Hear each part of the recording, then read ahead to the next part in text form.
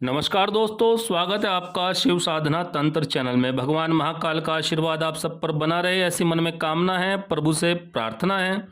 आज हम बात करेंगे मज़ार पर जाने से या साईं बाबा आदि को पूजने से, मुसलमानी शक्तियों जैसे पीर आदि की पूजा करने से कामनाएं आपकी बहुत जल्दी अतिशीघ्र पूरी हो जाती हैं।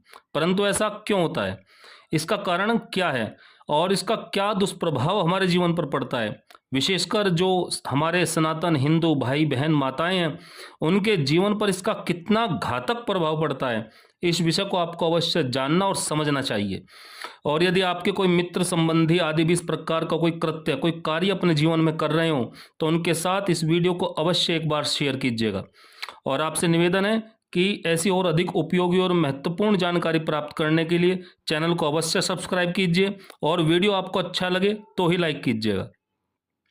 सबसे पहले आप ये जानते हैं कि सनातन संस्कृति से संबंधित कोई भी व्यक्ति हो, उसका बाहरी आचरण चाहे जैसा भी हो, चाहे वह मांस मदिरा अंडा आदि भी क्यों ना खाता हो, परंतु उसका पूजा स्थल अत्यंत पवित्र व शुद्ध होगा।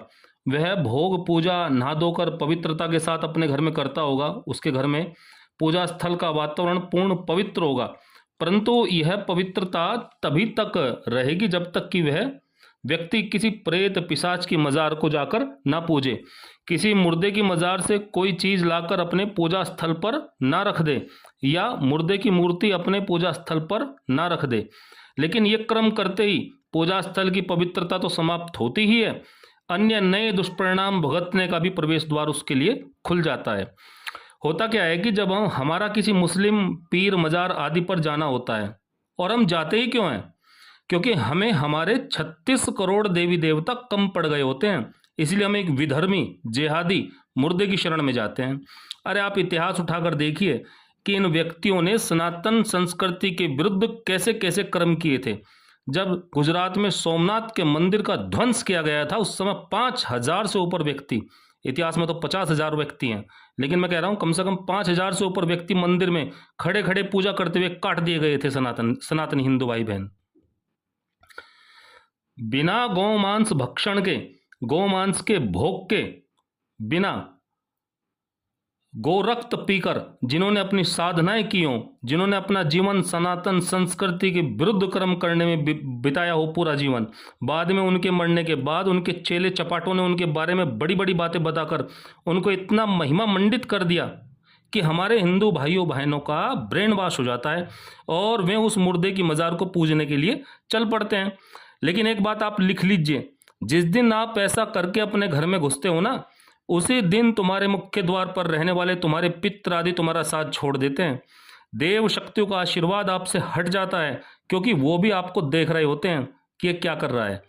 जिस प्रकार सनातन के धार्मिक कार्यों में हवन किया जाता है ना, हवन में सामग्री जिसमें कई प्रकार की जड़ी बूटियां होती हैं, गाय का गाय का शुद्ध घी, गुग्गल, जावित्री, जटामासी आदि अनेक प्रकार की औषधियाँ मिली होती हैं, और जो फिर जलकर भस्म बनती है। इस भस्म का प्रयोग जब घर में होता है या तिलक करने में होता है तो दिव्यता बढ़ती है। ठीक इसी प्रकार जो विधर्मी हैं वे भी धुनी करते हैं लोबान से। अब ये लोबान कैसे और किस चीज़ से बनता है और लोबान से किस प्रकार की चीज़ें आकर्षित होती हैं, ये एक बार जानिए तो सही आप। और उसमें क्या क्या मिलाया जाता है ये हम इस चैनल पर बोल भी नहीं सकते। और उसे लाकर आप अपने दरवाजे की चौखट पर तिलक करते हैं और घर के सदस्यों को भी तिलक करते हैं, तब कष्ट तो आपका कटेगा, आप एकदम फर्क भी महसूस करेंगे, क्योंकि इस प्रकार की चीज़ें आपकी संस्कृति के एकदम विपरीत हैं और वे आपको अपने प्रभाव में लेने के लिए आपको एकदम से अपना प्रभाव दिखाएंगी।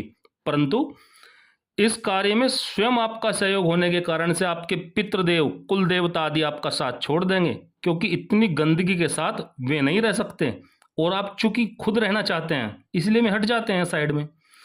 अरे विधर्मी इतने ही अच्छे आपको लगते हैं तो एक बार भगवान भोलेनाथ पर जल चढ़ाने को तो बोलिए, उनकी चौखट पर माथा टेकने को तो उनको बोलिए और उनका प्रसाद ग्रहण करने को कहिए, या सत्यनारायण भगवान का तुलसी मिश्रित प्रसाद उनको ग्रहण करने के लिए बोलिए। आपको स्वयं पता चल जाएगा कितने अच्छे हैं। और आप हैं कि आप विधर्मी मुर्दे की मजार पूजते हैं, उनकी चौखट चूमते हैं। लानत है आप पर। देखिए, जीवन में कष्ट सबको मिलना है, चाहे कोई गृहस्थ जीवन में हो या कोई बड़ा साधक ही क्यों ना हो, अपने प्रारब्ध के अनुसार सबको कष्ट का सामना करना ही पड़ता है।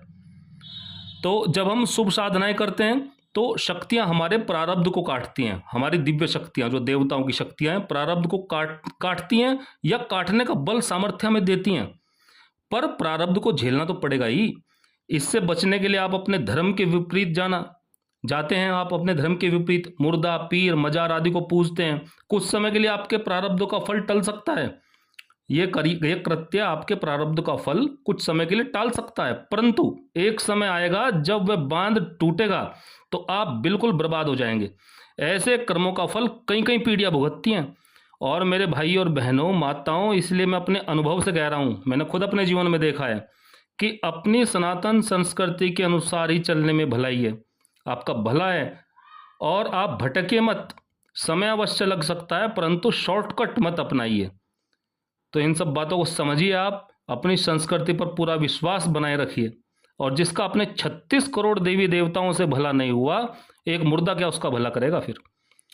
भगवान महाकाल का आशीर्वाद आप सबको मिले, आप उनके बताए मार्ग पर चल सकें, ऐसी सामर्थ्य भगवान महाकाल आपको दें। इसी कामना के साथ आप सबको नमस्कार दोस्तों। हर हर महादेव।